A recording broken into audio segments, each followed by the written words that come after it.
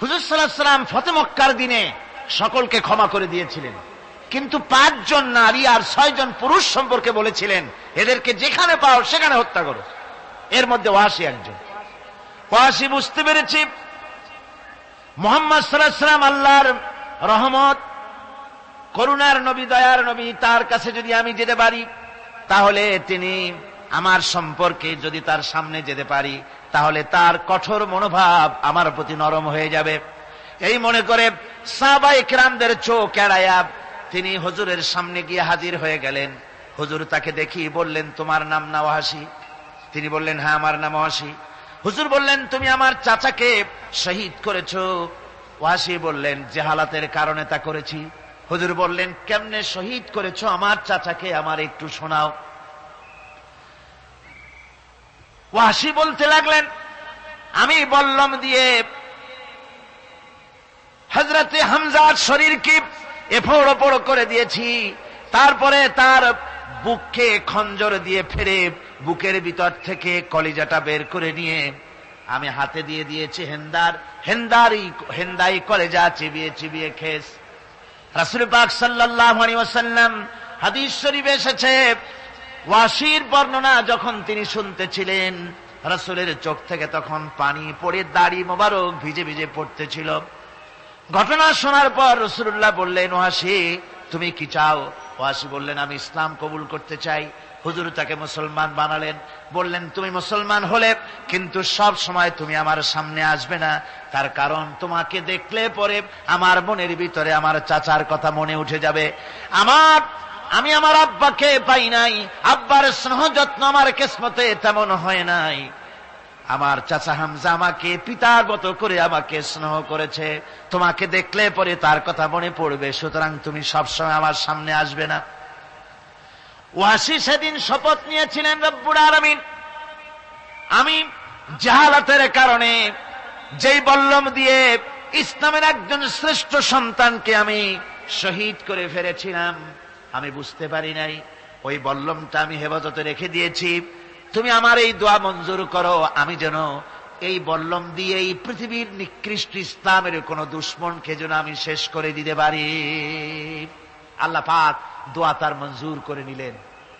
মুসাইলামা কাযযাবের বিরুদ্ধে হযরত আবু বকর সিদ্দিক রাদিয়াল্লাহু তাআলা আনহু যে বাহিনী পাঠালেন, হযরত ওয়াসি সেই বাহিনীর মধ্যে ছিলেন। আর তিনি সেই বল্লমটা দিয়া, যে বল্লম দিয়ে তিনি হযরত হামজাকে শহীদ করেছিলেন, সেই বল্লমটা দিয়েই ইসলামের নিকৃষ্ট শত্রু মুসাইলামা কাযযাবকে দুনিয়া থেকে তিনি বিদায় করে দিলেন। আমার ভাইরা, রাসূল পাক সাল্লাল্লাহু আলাইহি সাল্লামের ইন্তেকালের পর এ পর্যন্ত নবুয়তের যারা দাবি করেছে, এক হিসাবে জানা গেছে 28 জন দাবি করা হয়ে গেছে। রাসূল বলেছেন, আমার পরে 30 জন মিথ্যেবাদী নবুয়তের দাবি করবে। কতজন করবে? হয়ে গেছে, বাকি আছে কত? এর মধ্যে গোলাম আহমদ একজন। গোলাম আহমদ দাবি করল যে আমি নবী। তার অনেকগুলি বই কিতাব সে লিখল। বইয়ের মধ্যে এক জায়গায় সে লিখেছে, তার বইয়ে এক জায়গায় লিখেছে যে আমি স্বপ্নে দেখলাম আল্লাহ আমার সামনে উপস্থিত। আল্লাহ আমার সামনে এসেছেন পুরুষের আকৃতিতে, আর আমি তখন স্বপ্নের ভিতরে আমি নিজেকে একজন নারীর মতোই মনে করলাম। স্বপ্নের ভেতরেই আল্লাহ পাক পুরুষ হিসাবে আমাকে ব্যবহার করলেন। আমি স্বপ্নের মধ্যেই গর্ভবতী হলাম এবং স্বপ্নের ভিতরে আমি গোলাম আহমদ মসিহে রূপান্তরিত হয়ে গেলাম। নাউযুবিল্লাহি মিন যালিক। গোলাম আহমদ বলছে, আল্লাহ পাক ওহীর মাধ্যমে আমাকে জানিয়েছেন, আল্লাহ আমাকে বলেছেন, গোলাম আহমদ তুমি হচ্ছ আমার সন্তান তুল্য। নাউযুবিল্লাহি মিন যালিক। এইভাবে অসংখ্য মিথ্যে কথা দিয়ে বইপত্র রচনা করেছে। লোকেরা তার কাছে নবুয়তের প্রমাণ চেয়েছে। আসলে শরীয়তের বিধান হচ্ছে, হুজুরের পরে যদি কেউ নবুয়তের দাবি করে তাহলে তাকে সে নবী কিনা এর কোনো প্রমাণ তার কাছে চাওয়াও জায়েজ নাই। যেহেতু প্রমাণ চাইতে গেলে বোঝা যায়, সন্দেহ হয় কিছুটা, প্রমাণ দিতে পারলে তাহলে সে নবী হবে। কথা বুঝতে পেরেছেন? এই জন্য রাসূলের পরে যদি কেউ নবুয়তের দাবি করে তাহলে তার কাছে নবুয়তের দাবির কোনো প্রমাণও চাওয়া যাইবে না। বিনা প্রমাণে রাসূলের পরে নবুয়তের দাবি যেই করবে সে কি হবে? জোরে বলেন কি হবে? কাফের হয়ে যাবে। দুনিয়ার সমস্ত উলামা, সমস্ত মুহাদ্দিস, সমস্ত মুফাসসির, দুনিয়ার সমস্ত মুফতি সব একমত, কোন দ্বিমত নাই, গোলাম মোহাম্মদ কাদিয়ানী কাফের, তার অনুসারীরাও। তার জামানায় মাওলানা আতাউল্লাহ শাহ বুখারী রাহমাতুল্লাহ আলাইহি, তার সঙ্গে একটা বহস হলো। যেহেতু গোলাম মোহাম্মদ বলেছিল যে আমার এই 40 দিনের মধ্যে কেউ প্রতিবাদ করুক যেগুলি আমার ওহী নয়।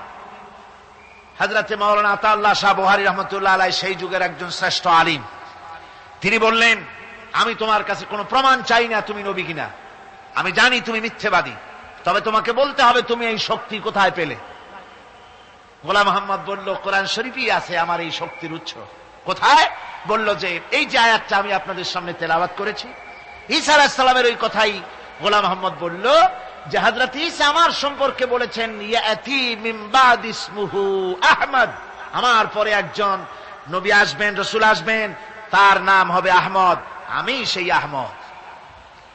মাওলানা আতাউল্লাহ বুখারী বলছেন তোমার নাম তো আহমদ না, তোমার নাম হচ্ছে গোলাম আহমদ। তার অর্থ হলো হযরত ঈসা আলাইহিস সালাম যে আহমদের কথা বলেছেন তুমি সেই আহমদের গোলাম। গোলাম আহমদ বললেন দেখুন আমার নামের প্রথম শব্দ গোলাম, এটা হচ্ছে আমার লকব, আমি আমার নামের লকবটা ছেড়ে দিলাম, বাদ দিয়ে দিলাম, আর ব্যবহার করব না, তাহলে তো আমি আহমদ থাকি, আপনি তো আর আপত্তি করতে পারেন না। মাওলানা বুখারী বললেন নামের প্রথম শব্দ বাদ দেওয়া যদি জায়েজ হয় তাহলে তোমার ফতোয়া দিয়ে আমার নামের প্রথম শব্দ বাদ দিয়া দিলাম, আমার নাম আতা আল্লাহ, নামের প্রথম শব্দ আতা বাদ দিয়া দিলাম, তো আতা যদি বাদ দেই তাহলে আল্লাহ হই, আর আল্লাহ হয়ে বলছি তোমার মতো গাধাকে নবুয়ত আমি দেই নাই। এরপর এই পৃথিবীর নিকৃষ্ট পাপী এই কাফেরের মউত হলো কোথায়? জোরে বলেন এই কাফেরের মউত হলো কোথায়? পায়খানার ভেতরে মউত হয়েছে। কিয়ামত যখন হবে তখন সবাই ভয়ে কাঁপতে থাকবে। মহান রব্বুল আলামিনের সামনে কেউ টু শব্দটি পর্যন্ত করার সাহস পাবে না।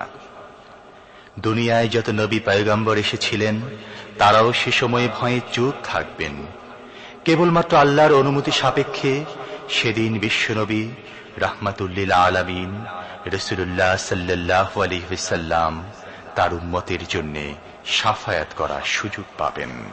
কিয়ামতের দিন 50,000 বছর মানুষেরা হাসরের ময়দানে দাঁড়িয়ে থাকবে।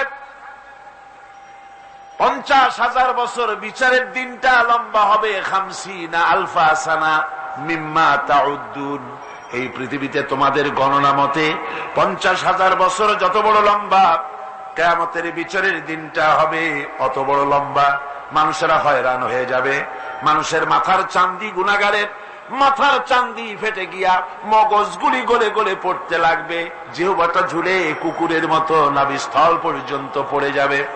সারা ময়দানে পানি পানি বলে চিৎকার হতে থাকবে। মানুষেরা বিভীষিকাময় দৃশ্য দেখে হয়রান হয়ে যাবে, ভয়ের চোটে কলিজা গলার কাছে চলে আসবে, কোনো উপায় নাই।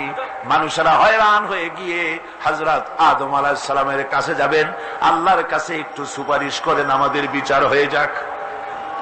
হযরত আদম বলবেন আমার দ্বারা সম্ভব নয়, আমি নিজে আল্লাহর এক হুকুমকে ভঙ্গ করেছিলাম, জানি না আল্লাহ রাব্বুল আলামিন আমার সাথে আজকে কি ব্যবহার করেন।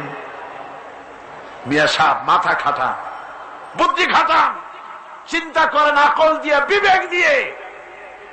আবাল বাশার আদম আলাইহিস সালাম আল্লাহর দরবারে কথা বলতে সাহস পাবেন না। বলবেন নূহের কাছে যাও, নূহ আলাইহিস সালাম বলবেন আমি পারবো না। ইব্রাহিমের কাছে চলে যাও, ইব্রাহিম আলাইহিস সালাম বলবেন আমিও পারবো না। সকলে এক এক অজুহাত দিবেন। বলবেন যাও মুসা আলাইহিস সালামের কাছে, তিনি বলবেন আমিও পারবো না। যাও ঈসা আলাইহিস সালামের কাছে, হযরত ঈসা বলবেন আমি তো পারবোই না, কারণ গোটা পৃথিবীর শত শত কোটি নাসারা আমারে আল্লাহর ছেলে বলেছে, আমি তো তাদেরকে কথা বলতে পারি নাই, জানি না আজই হাসরের ময়দানে আল্লাহ রব্বুল আলামিন আমার সাথে কি ব্যবহার করেন। তবে আমি একটা পরামর্শ দিতে পারি, আল্লাহ রাব্বুল আলামিনের দরবারে আজকে কেবল কথা বলতে পারবেন বিশ্ব নবী জনাবে মুহাম্মদুর রাসূলুল্লাহ সাল্লাল্লাহু আলাইহি ওয়াসাল্লাম।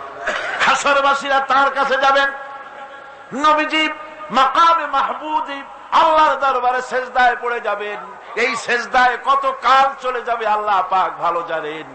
সেজদায় পড়ে শুধু কাঁদতেই থাকবেন। রব্বুল আলামিন বলবেন, হাবিব মাথা উঠান, আপনার দরখাস্ত আমি আল্লাহ রব্বুল আলামিন মঞ্জুর করে নেব।